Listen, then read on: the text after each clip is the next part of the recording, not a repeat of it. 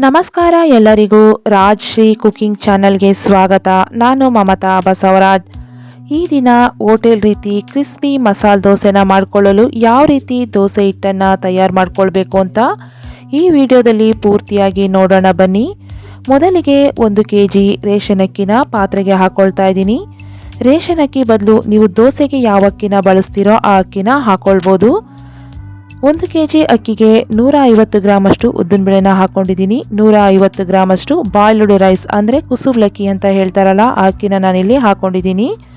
ಅರ್ಧ tea spoon ಅಷ್ಟು ಮೆಂತ್ಯನ ಜಾಸ್ತಿ ಹಾಕೊಳ್ಳೋಕೆ ಹೋಗಬೇಡಿ, ಅರ್ಧ ಟೀ ಸ್ಪೂನ್ ಹಾಕ್ಕೊಂಡ್ರೆ ಸಾಕು.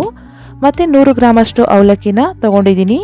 ಇವಾಗ ಅಕ್ಕಿ ಮತ್ತು ಉದ್ದಿನಬೇಳೆನೆಲ್ಲ 4 ರಿಂದ 5 ಸರಿ ಚೆನ್ನಾಗಿ ತೊಳ್ಕೊಂಡು ನೀರನ್ನು ಸೇರಿಸಿ 4 ರಿಂದ 5 ಗಂಟೆಗಳ ಕಾಲ ನೆನೆಸ್ಕೊಳ್ಬೇಕು. ಅಕ್ಕಿನ ನೆನೆಸಿ 5 ಅವರ್ ಆಗಿದೆ.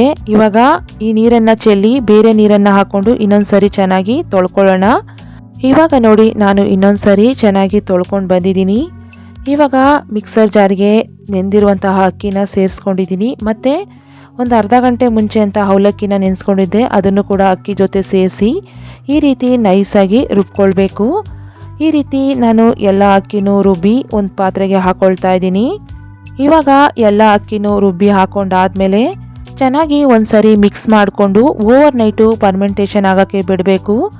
ಈ ಅಳತೆಯಲ್ಲಿ ನೀವು ದೋಸೆ ಹಿಟ್ಟನ್ನು ರೆಡಿ ಮಾಡಿಕೊಂಡ್ರೆ ದೋಸೆ ಅಂತೂ ತುಂಬಾ ಗರಿಗರಿಯಾಗಿ ಹೋಟೆಲ್ನಲ್ಲಿ ತಿಂತಿರಲ್ಲ ಅಷ್ಟೇ ಕ್ರಿಸ್ಪಿಯಾಗಿ ಮನೆಯಲ್ಲೂ ಬರುತ್ತೆ. ಇವಾಗ ನೋಡಿ ದೋಸೆ ಹಿಟ್ಟು ಓವರ್ ನೈಟು ಫರ್ಮೆಂಟೇಷನ್ ಆಗಿದೆ. 1 kg ಅಷ್ಟು ಅಕ್ಕಿ ಹಿಟ್ಟನ್ನು ಸೇರಿಸ್ಕೊಳ್ತಾ ಇದ್ದೀನಿ. ನಾನಿಲ್ಲಿ 1 kg ಅಕ್ಕಿನ ತೊಗೊಂಡಿದ್ದೆ, ಅದಕ್ಕೆ 1 kg ಅಷ್ಟು ಅಕ್ಕಿ ಹಿಟ್ಟನ್ನು ಹಾಕ್ಕೊಳ್ತಾ ಇದ್ದೀನಿ. ಅಕ್ಕಿ ಹಿಟ್ಟನ್ನು ನೀವು ಯಾವ ಅಕ್ಕಿನ ದೋಸೆಗೆ ಹಾಕ್ಕೊಂಡಿರ್ತೀರೋ ಅದೇ ಅಕ್ಕಿಯಿಂದ ಮಾಡಿಸಿರುವಂತಹ ಅಕ್ಕಿ ಹಿಟ್ಟನ್ನೇ ಹಾಕ್ಕೊಳ್ಬೇಕು. ಆವಾಗಲೇ ದೋಸೆ ತುಂಬಾ ಕ್ರಿಸ್ಪಿಯಾಗಿ ಚೆನ್ನಾಗಿ ಬರೋದು. ಮತ್ತು 2 ಟೇಬಲ್ ಸ್ಪೂನ್ ಅಷ್ಟು ಮೈದಾ ಹಿಟ್ಟನ್ನು ಕೂಡ ಸೇರಿಸ್ಕೊಂಡು ಈ ರೀತಿ ಚೆನ್ನಾಗಿ ಮಿಕ್ಸ್ ಮಾಡ್ಕೊಳ್ಬೇಕು. ಸ್ವಲ್ಪನೇ ನೀರನ್ನು ಸೇರಿಸ್ಕೊಳ್ತಾ ಹಿಟ್ಟನ್ನು ಚೆನ್ನಾಗಿ ಕಲಿಸ್ಕೊಳ್ಬೇಕು. ಎಷ್ಟು ಚೆನ್ನಾಗಿ ಈ ಹಿಟ್ಟನ್ನು ಕಲಿಸ್ಕೊಳ್ತೀವೋ ದೋಸೆ ಕೂಡ ಅಷ್ಟೇ ಕ್ರಿಸ್ಪಿಯಾಗಿ ಗ್ಲಾಸಿಯಾಗಿ ಚೆನ್ನಾಗಿ ಬರುತ್ತೆ. ಮತ್ತು ತುಂಬ ಸಮಯ ಇಟ್ಟರೂ ಕೂಡ ಮಸಾಲೆ ದೋಸೆ ಅಷ್ಟೇ ಕ್ರಿಸ್ಪಿಯಾಗಿರುತ್ತೆ. ನೋಡಿ ಈ ರೀತಿಯಾಗಿ ಹಿಟ್ಟನ್ನು ಹೊಡ್ಕೊಳ್ತಾ ಚೆನ್ನಾಗಿ ಕಲಿಸ್ಕೊಳ್ಳಿ. ಈ ವಿಧಾನದಲ್ಲಿ ನೀವು ದೋಸೆ ಹಿಟ್ಟನ್ನು ರೆಡಿ ಮಾಡಿಕೊಂಡ್ರೆ 100% ಹೋಟೆಲ್ನಲ್ಲಿ ಯಾವ ರೀತಿ ಬರುತ್ತೋ ಮಸಾಲೆ ದೋಸೆ ಅಷ್ಟೇ ಕ್ರಿಸ್ಪಿಯಾಗಿ ಬರುತ್ತೆ.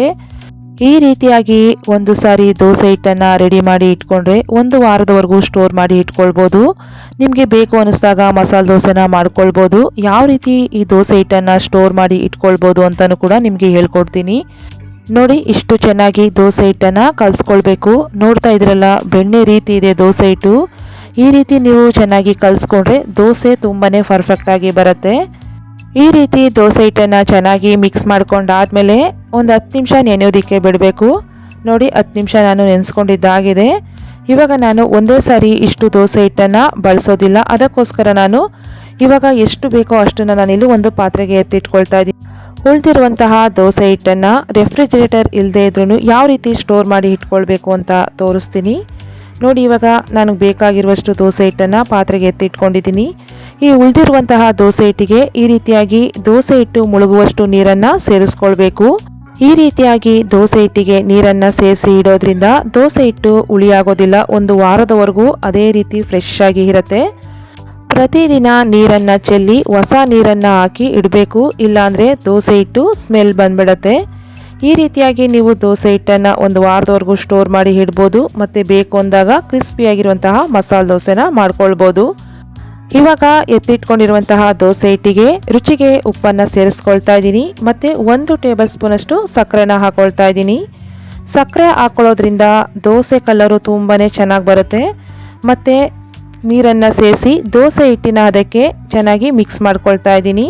ತುಂಬ ಗಟ್ಟಿನೂ ಇರಬಾರ್ದು, ತುಂಬ ತೆಳುನೂ ಇರಬಾರ್ದು. ಈ ಕನ್ಸಿಸ್ಟೆನ್ಸಿನಲ್ಲಿ ನೀವು ದೋಸೆ ಹಿಟ್ಟನ್ನು ರೆಡಿ ಮಾಡ್ಕೊಳ್ಬೇಕು. ಈ ರೀತಿ ಕಲಿಸ್ಕೊಂಡ್ಮೇಲೆ ದೋಸೆ ಹಿಟ್ಟನ್ನು ಜಾಸ್ತಿ ದಿನ ಸ್ಟೋರ್ ಮಾಡಿ ಇಡೋದಕ್ಕೆ ಆಗೋದಿಲ್ಲ. ಆ ರೀತಿ ಸ್ಟೋರ್ ಮಾಡಿ ದೋಸೆ ಮಾಡಿದ್ರೆ ನಿಮಗೆ ಸ್ಟಾರ್ಟಿಂಗಲ್ಲಿ ಬರುತ್ತಲ್ಲ ದೋಸೆ ಅಷ್ಟು ಕ್ರಿಸ್ಪಿಯಾಗಿ ಬರೋದಿಲ್ಲ. ಇವಾಗ ದೋಸೆನ ಯಾವ ರೀತಿ ಮಾಡ್ಕೊಳ್ಳೋದು ಅಂತ ನೋಡೋಣ. ನಾನಿಲ್ಲಿ ಹೆಂಚನ್ನು ಕಾಯಿಲೆ ಇಟ್ಕೊಂಡಿದ್ದೀನಿ. ಚೆನ್ನಾಗಿ ಕಾದ್ಮೇಲೆ ಲೋ ಫ್ಲೇಮ್ನಲ್ಲಿ ಇಟ್ಕೊಳ್ಳಿ. ಮೇಲೆ ನೀರನ್ನು ಹಾಕ್ಕೊಂಡು ಈ ರೀತಿ ಕಾಟನ್ ಬಟ್ಟೆಯಿಂದ ಮೊದಲು ಒರೆಸ್ಕೊಳ್ಬೇಕು. ಹೆಂಚು ಸ್ವಲ್ಪ ಕೂಲ್ ಆದಮೇಲೆ ಈ ರೀತಿಯಾಗಿ ದೋಸೆನ ಹಾಕೊಳ್ಳಿ. ಇವಾಗ ನೋಡಿ ದೋಸೆ ಸ್ವಲ್ಪ ಬೆಂದಮೇಲೆ ಎಣ್ಣೆನ ಹಾಕೊಳ್ತಾ ಇದ್ದೀನಿ. ಎಣ್ಣೆ ಬದಲು ತುಪ್ಪ ಅಥವಾ ಬೆಣ್ಣೆನ ಹಾಕೊಳ್ಬೋದು. ದೋಸೆನ ಹಾಕೊಳ್ಳುವಾಗ ಲೋ ಫ್ಲೇಮ್ನಲ್ಲಿ ಇಟ್ಕೊಂಡು ಹಾಕೊಳ್ಬೇಕು. ಆಮೇಲೆ ಬೇಯಿಸ್ಕೊಳ್ಳುವಾಗ ಐ ಫ್ಲೇಮ್ನಲ್ಲಿ ಇಟ್ಕೊಂಡು ಈ ರೀತಿ ಬ್ರೌನ್ ಕಲರ್ ಆಗೋವರೆಗೂ ಚೆನ್ನಾಗಿ ಗರ್ಗರಿ ಆಗೋವರೆಗೂ ದೋಸೆನ ಬೇಯಿಸ್ಕೊಳ್ಬೇಕು. ನೋಡ್ತಾ ಇದ್ದೀರಲ್ಲ ದೋಸೆ ಎಷ್ಟು ಚೆನ್ನಾಗಿ ಬಂದಿದೆ ಅಂತ. ತುಂಬಾ ಕ್ರಿಸ್ಪಿಯಾಗಿ ಒಳಗಡೆ ಸಾಫ್ಟಾಗಿ ತುಂಬಾ ಚೆನ್ನಾಗಿ ಬಂದಿದೆ ಮಸಾಲೆ ದೋಸೆ ಅಂತೂ. ಮಸಾಲೆ ದೋಸೆಗೆ ಬೇಕಾಗಿರುವಂತಹ ಕೆಂಪು ಚಟ್ನಿ ಮತ್ತು ಆಲೂಗಡ್ಡೆ ಪಲ್ಯ ರೆಸಿಪಿ ಬೇಕಿದ್ರೆ ವಿಡಿಯೋ ಕೊನೆಯಲ್ಲಿ ಟ್ಯಾಗ್ ಮಾಡಿರ್ತೀನಿ, ಅಲ್ಲೋಗಿ ನೀವು ಕ್ಲಿಕ್ ಮಾಡಿ. ಇವತ್ತಿನ ಈ ರೆಸಿಪಿ ನಿಮಗೆ ಇಷ್ಟ ಆಗಿದ್ರೆ ಒಮ್ಮೆ ಟ್ರೈ ಮಾಡಿ ಹೇಗಿತ್ತು ಅಂತ ಕಮೆಂಟ್ಸ್ ಬಾಕ್ಸ್ನಲ್ಲಿ ತಿಳಿಸಿ. ವಿಡಿಯೋ ಇಷ್ಟ ಆದರೆ ಲೈಕ್ ಮಾಡಿ, ಶೇರ್ ಮಾಡಿ. ಇದೇ ರೀತಿ ಸಿಂಪಲ್ ರೆಸಿಪೀಸ್ಗಾಗಿ ನಮ್ಮ ಚಾನಲ್ನ ಸಬ್ಸ್ಕ್ರೈಬ್ ಮಾಡ್ಕೊಳ್ಳಿ. ಮತ್ತೆ ಇನ್ನೊಂದು ರೆಸಿಪಿ ಜೊತೆ ಬರ್ತೀನಿ. Thank you.